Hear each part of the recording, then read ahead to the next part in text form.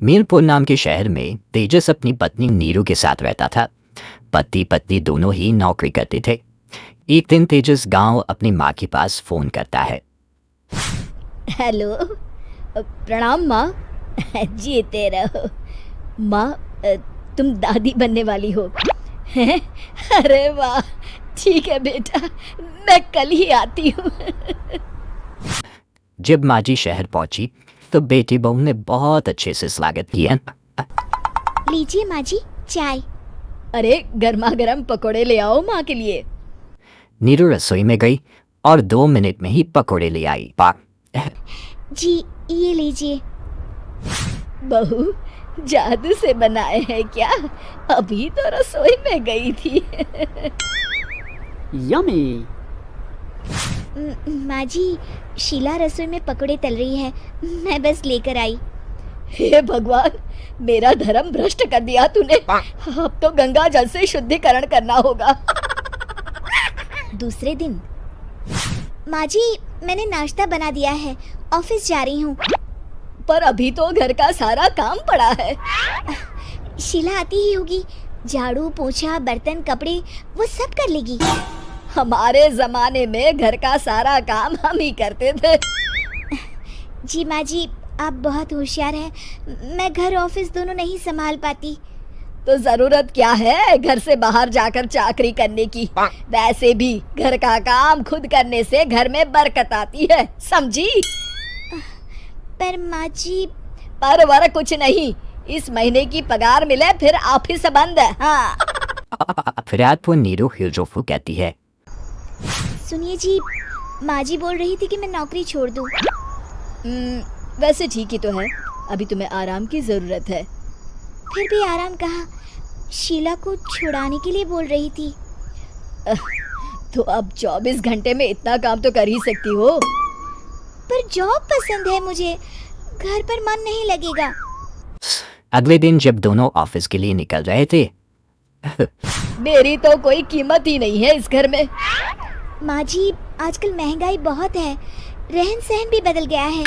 दोनों नौकरी करते हैं तभी ठीक रहता है। अच्छा, तू कहना क्या चाहती है? मेरा बेटा तुझे बिठा के खिला नहीं सकता? तू ही इस घर का खर्च चला रही है, हैं? नहीं माँ जी, मेरा वो मतलब नहीं था। मतलब खूब समझती हूँ, ये बाल धूप में सफेद नहीं किए मैंने। हाँ। अब तो ये रोज का काम हो गया था। तेजस भी रोज की चिक चिक से परेशान हो गया था। एक दिन उसने कहा, नीरू, वैसे भी तुम्हें मैटरनिटी लीव मिलने वाली है, तो अभी से ही छुट्टी ले लो। पर क्या, मेरी सैलरी अच्छी खासी है। आखिर नीरू ने रिजाइन कर दिया। जम हुआ तो घर में सब खुश हुए। कुछ दिनों बाद तेजस फाइल देख रहा था। क्या हुआ तेजस, कुछ परेशान लग रहे हो? हाँ, वो हमारी जितनी सेविंग्स थी वो तो हॉस्पिटल में और छठी के फंक्शन में खत्म हो गई है नीरू। और अभी वैसे मंदी चल रही है तो मैं बोल रही थी कल मुन्ना को हेपेटाइटिस का टीका लगवाना है। नीरू, क्या पोस्टपोन नहीं कर सकते? नहीं जी, बिल्कुल नहीं। अब तेजस को समझ में आ रहा था कि उससे गलती हुई है। पैसों की कमी का असर घर के माहौल पर भी पड़ रहा था।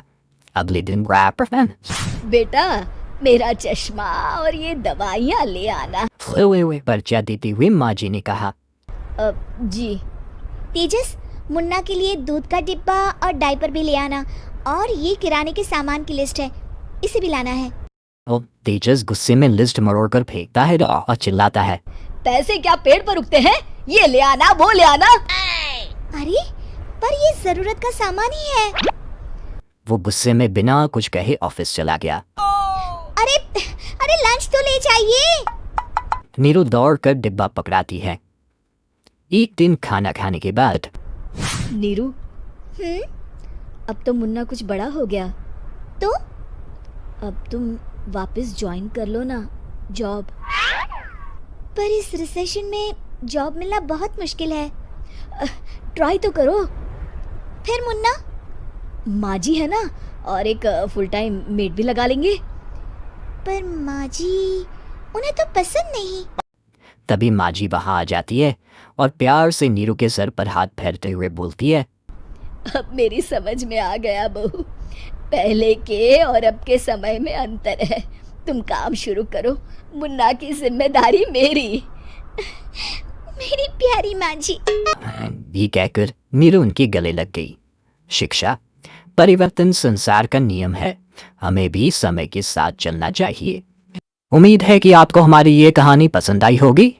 कृपया हमारे चैनल को सब्सक्राइब करें और सभी अपडेट्स के लिए बेल आइकन जरूर क्लिक करें। और हाँ, वीडियो लाइक और शेयर करना मत भूलिएगा। Bye bye.